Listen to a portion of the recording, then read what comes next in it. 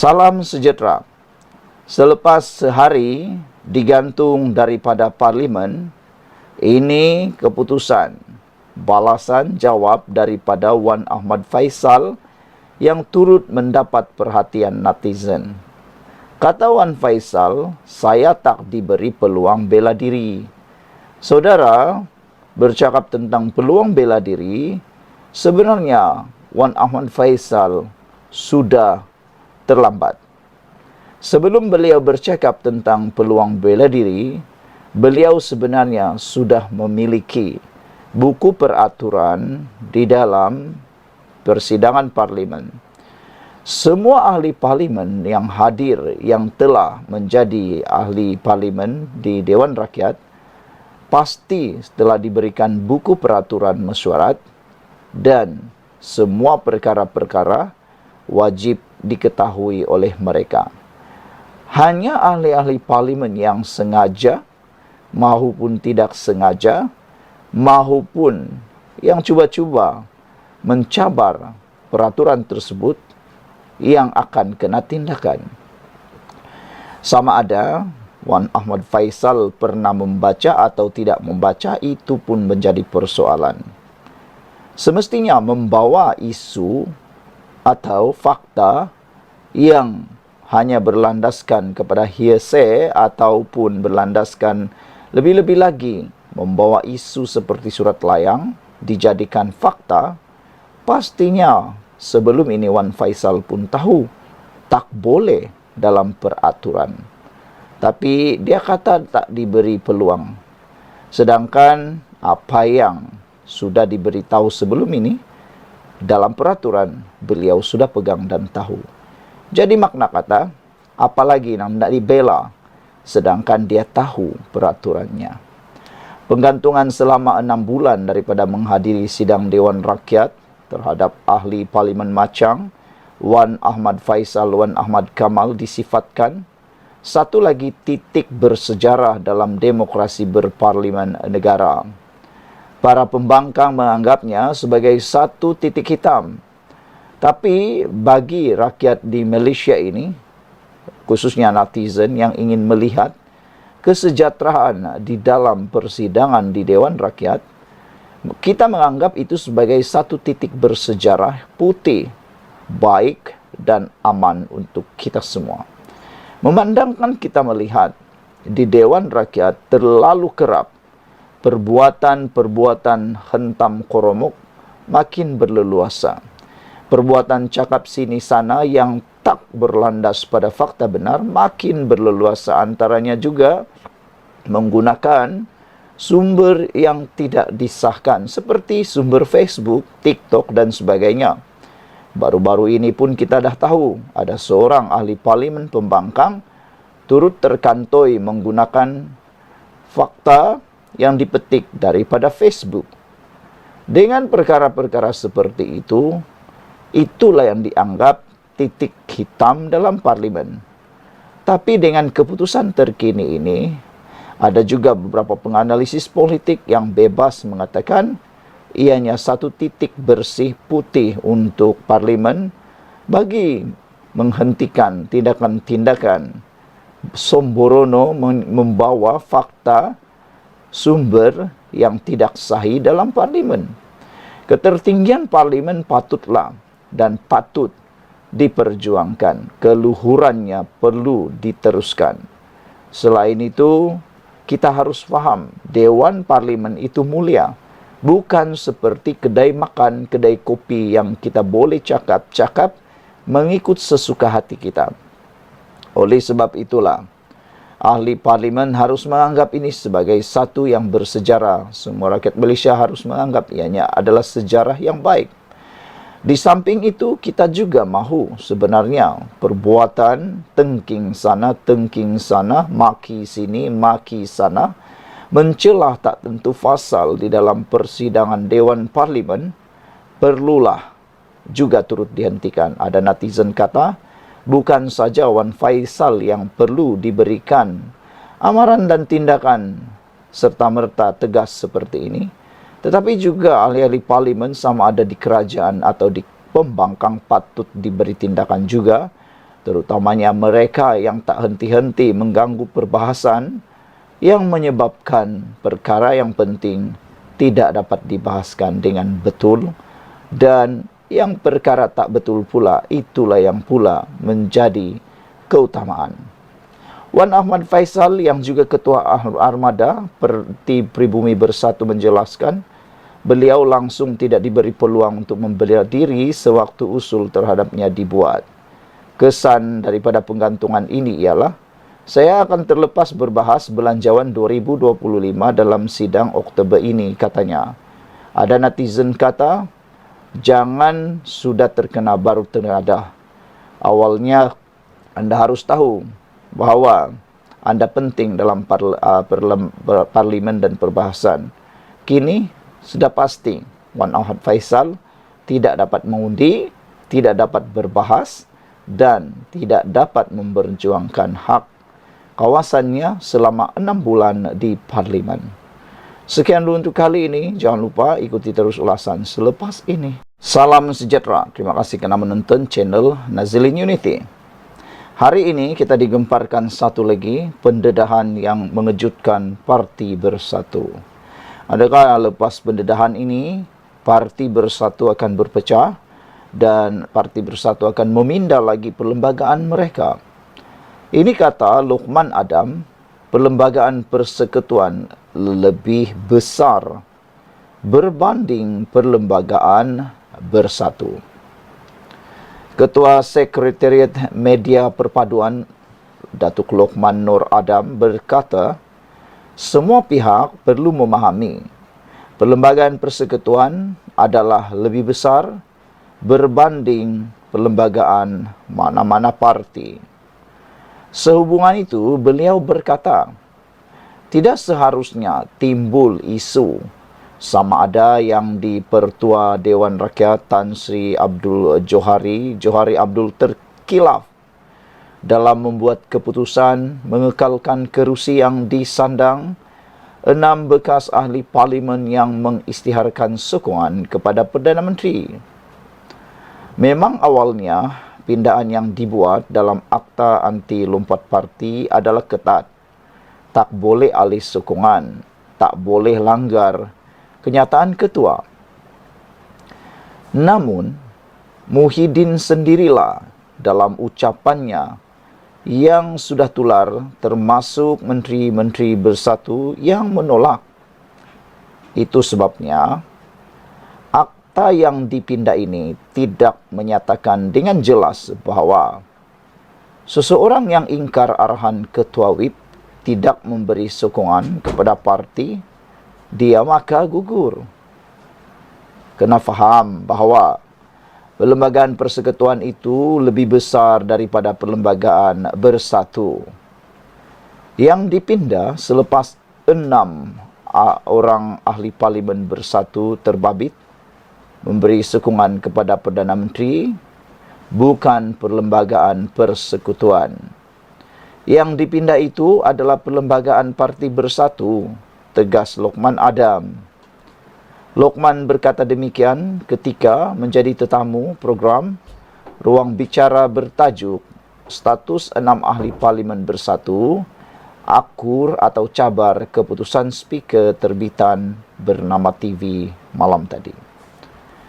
Dalam masa yang sama, beliau turut menyifatkan Bersatu mengalami situasi seperti senjata makan tuan. Kerana sebelum ini membantah pindaan rang Undang-Undang Akta Lompat Parti 2022. Bersatu yang longgarkan Akta Anti Lompat Parti ini selepas pilihan raya umum ke-15. Dia sangka boleh tarik orang kita dan dia tarik 10 orang kita.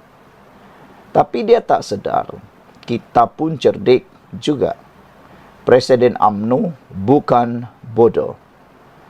Dah buat aku janji bahawa semua calon yang bertanding atas tiket Barisan Nasional kena tanda tangan aku janji. Kalau beri sokongan kepada orang lain, dia bukan saja kena 100 juta ringgit, tapi juga perlu mengosongkan kerusi. Kerusi dia kosong, tambah Lokman lagi. Minggu lalu, Johari memutuskan 6 bekas ahli parlimen bersatu yang mengisytiharkan sokongan kepada Perdana Menteri kekal sebagai wakil rakyat. Mereka juga tidak perlu mengosongkan kerusi mereka kerana pindaan perlembagaan bersatu baru-baru ini bertentangan dengan peraturan Perlembagaan Persekutuan dan Parlimen. 6 ahli parlimen terbabit ialah Datuk Syed Abu Hussein Hafiz Syed Abdul Fasal Bukit Gantang, Datuk Iskandar Zulkarnain Abdul Khalid Kuala Kangsar, Datuk Dr. Suhaili Abdul Rahman Labuan, Datuk Dr. Zulkafri Hanapi Tanjung Karang, Muhammad Azizi Abu Naim Gua Musang, dan Zahari Kecik Jelly. Saudara, sebelum kita teruskan ulasan kali ini, jangan lupa anda juga tinggalkan komen anda berkait dengan isu panas ini. Adakah Perlembagaan Bersatu akan membuat pindaan lagi dalam perlembagaan mereka? Dan adakah Bersatu akan tiru lagi parti UMNO, iaitu menguatkuasakan denda siapa yang beralih sokongan menentang keputusan ketua akan dikenakan denda 100 juta. Kerana sebelum ini, apa yang berlaku hanya UMNO yang buat. Presiden UMNO bukan bodoh. Dia pun cerdik juga. Kenaklah mereka ikut akur bahawa siapa saja yang cuba menentang keputusan pimpinan pusat akan dikenakan denda 100 juta termasuk kerusi mereka kosong. Jumpa lagi. Malaysia kita punya, kita jaga sama-sama cintai Malaysiaku. Bye-bye. Salam sejahtera, terima kasih kerana bersama dengan saya di Naziling Unity Channel. Adun Rembia dikatakan didakwa menipu, tidak jujur dan wajar dikenakan tindakan. Tindakan beliau meninggalkan parti UMNO dan tiba-tiba menyertai parti PAS dikatakan telah memberikan padah paling besar kepada beliau dan dijangka akan menamatkan terus karier politik beliau. Adun Rembia tidak jujur, wajar kena tindakan. Tindakan Ahli Dewan Undangan Negeri Adun Rembia, Datu Muhammad Jailani Khamis, yang menyertai PAS secara senyap-senyap merupakan penipuan kepada Speaker Dewan Melaka. Veteran UMNO Datu Mustafa Yaakob berkata, selain berniat tidak jujur, Adun berkenan dilihat cuba mengelak dikenakan tindakan kerana melompat parti. Bagaimanapun dia berdepan dengan tindakan saman sebanyak 100 juta ringgit oleh UMNO kerana dia telah menandatangani aku janji sebelum PRU yang lalu. Ini bermakna dia akan berhadapan dengan tuduhan menipu speaker dan melanggar aku janji parti yang boleh mengakibatkan kerusi Dewan Undangan Negerinya dikosongkan dan diheret ke mahkamah, katanya dalam kenyataan pada Khamis. Terdahulu, Setiausaha Agung PAS Datuk Seri Taqiyuddin Hassan mengumumkan Muhammad Jailani menyertai parti itu secara rasmi dalam sidang akbar di Parlimen pada Selasa. Menurut Taqiyuddin, keahlian Muhammad Jailani yang juga wakil rakyat UMNO itu diterima pada 10 Jun tahun lalu. Taqiyuddin yang juga Timbalan Setiausaha Agung Perikatan Nasional PN menjelaskan, keputusan Muhammad Jailani yang digantung keahlian UMNO selama 6 tahun itu tidak dianggap sebagai lompat parti kerana pindaan rang Undang-Undang Perlembagaan Negeri Melaka Pindaan 2023 berkaitan lompat parti hanya diluluskan pada 31 Julai 2023. Namun demikian, ramai netizen dan penganalisis politik bahkan para penggiat Undang-Undang Malaysia menerangkan bahawa tindakan Muhammad Jailani ini sebenarnya mengundang padah pada diri beliau sendiri. Beliau terlupa banyak perkara. Bukan beberapa perkara, tetapi banyak perkara yang beliau lupa dengan tindakan itu. Antaranya, aku janji 100 juta ringgit yang disaman kalau dia lompat parti. Itu dia lupa. Perkara kedua ialah dia lupa bahawa kalau dia sudah menyertai parti PAS sejak Jun tahun lalu atau sejak tahun lalu sebelum penguatkuasaan Akta Lompat Parti di Melaka, beliau sepatutnya sudah memaklumkan hal itu kepada Speaker Dewan Undangan Negeri Melaka pada tarikh tersebut juga, supaya beliau boleh dipindahkan ke Rusi daripada kerajaan kepada pembangkang. Dengan tindakan beliau lupa hal itu telah mengancam, boleh mengakibatkan beliau dituduh menipu Speaker Dewan Undangan Negeri. Bukankah perkara itu sangat serius? Perkara seterusnya yang beliau lupa ialah beliau lupa untuk pindah daripada kawasan pembangkang kepada kawasan kerajaan kepada kawasan pembangkang. Sepatutnya kalau betul beliau sudah jadi ahli PAS sejak Jun tahun lalu, beliau patut duduk bersama dengan PAS dan bukan lagi duduk bersama dengan UMNO kerajaan. Kerana dengan duduk bersama dengan UMNO dan kerajaan itu sudah mengakibatkan beliau mungkin menjadi ejen pemecah belah dalam kerajaan di Dewan Undangan Negeri Melaka. Jadi saudara-saudara sekalian, banyaklah perkara yang boleh mengakibatkan kerugian besar, padah besar kepada adun adun Rambia ini. Netizen kata tindakan Taqiyuddin juga mengumumkan adun Rambia sebagai tidak lompat parti juga adalah tindakan yang sembrono, kerana kata mereka, siapa Taqiyuddin? Dia hanya Setiausaha Agung PAS, bukannya speaker. Kenapa dia cuba-cuba mau mengambil alih kuasa daripada speaker, keputusan speaker? Semua orang pun tak tahu. Sekian untuk kali ini, jangan lupa tinggalkan komen anda. Bye-bye. Salam sejahtera, terima kasih karena bersama dengan saya di Nazilin Unity Channel. Saudara, ini satu dapatan dan kupasan yang pastinya membuatkan anda terkejut dengan sikap Azmin Ali. Sebelum ini, Azmin Ali sebagai pembuka kepada bicara dan supaya anda dapat memahami plotnya, sebelum ini Azmin Ali ialah ahli PKR dan beliau adalah orang penting dalam PKR. Jawatan beliau di PKR bukan calang-calang. Beliau ialah timbalan Presiden Parti PKR, orang nombor 2 di PKR, yang mana pastinya beliau mengimpikan untuk menjadi ahli nombor 1 dalam PKR untuk dapat menggantikan jawatan Anwar Ibrahim kalau sudah tiba waktunya.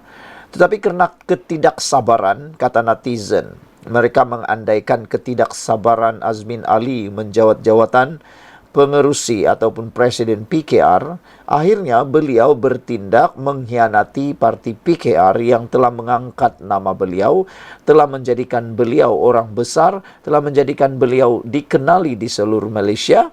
Akhirnya beliau khianati.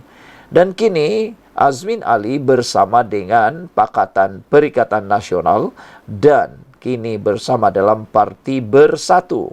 Tak sampai 3-4 tahun bersama dengan Parti Bersatu, dan yang lebih menggembirakan Azmin, tak sampai 3 tahun pun beliau kini mempunyai jawatan yang bukan calang-calang dalam Parti Bersatu.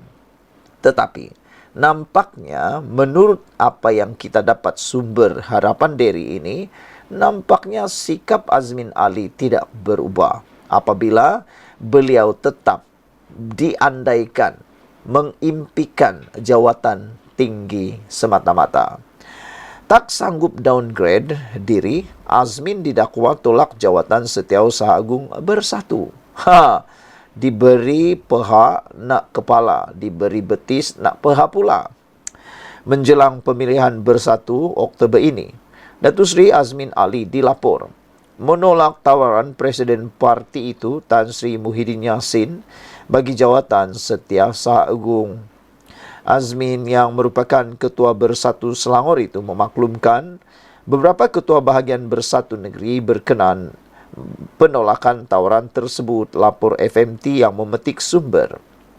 Azmin dengan penuh prinsip menolak jawatan berkenan dan mahu fokus kepada Perikatan Nasional Selangor yang diketuainya dalam misi menawan negeri itu pada pilihan raya akan datang. Namun, ada juga desas-desus mengatakan Azmin tak sanggup downgrade dirinya daripada menang timbalan Presiden PKR untuk jawatan Setiausaha Agung, kata sumber itu kepada FMT. Maknanya sumber ini cuba menjelaskan bahawa Azmin Ali sebenarnya mengimpikan sekurang-kurangnya menjadi orang nombor 2 dalam Parti Bersatu, iaitu menjadi timbalan presiden. Takkanlah dia downgrade pula kan? Dulu dia timbalan presiden PKR. Kini dia hanya jadi Setiausaha Agung pula. Pada 13 Julai lalu, Bersatu memperkenalkan 5 barisan pemimpin tertingginya menjelang pemilihan parti itu Oktober depan. Setiausaha Agungnya sekarang, Datuk Seri Hamzah Zainuddin, akan dinaikkan pangkat ke jawatan timbalan presiden. Parti itu turut mencadangkan Datuk Seri Ahmad Faizal Azumu yang kini timbalan presiden, Datuk Seri Dr. Ronald Kiandi dan Dr. Rajijuddin untuk dilantik sebagai naib presiden, manakala Azmin dicadangkan sebagai Setiausaha Agung Bersatu. Saudara, kalau betul apa yang dilaporkan di Harapan Daily ini, tak sanggup downgrade menjadi punca Azmin menolak jawatan Setiausaha Agung Bersatu, maka benarlah kata netizen, dia sukar untuk meninggalkan sikap lama, yaitu menginginkan, mengidamkan sesuatu yang lebih besar. Betul jugalah kan, kalau ikut betul, Azmin Ali ini dulu bukan calang-calang. Dia ialah timbalan presiden, bukan sekadar naik presiden, bukan sekadar Setiausaha Agung. Beliau timbalan presiden yang mana boleh menggantikan presiden pada bila-bila waktu kalau nak bertanding. Tapi tiba-tiba pula hanya ditawarkan sebagai Setiausaha Agung Bersatu. Ada yang kata tak mahu bersyukurkah sudah diberi jawatan, kamu tu orang baru dalam Parti Bersatu, kata mereka. Kenapa tak sanggup menunggu ke? Kata mereka lagi. Apa pula pendapat anda semua untuk isu kali ini? Adakah dengan ini Azmin Ali akan pindah lagi? Itu soalannya. Kita jumpa lagi. Bye-bye.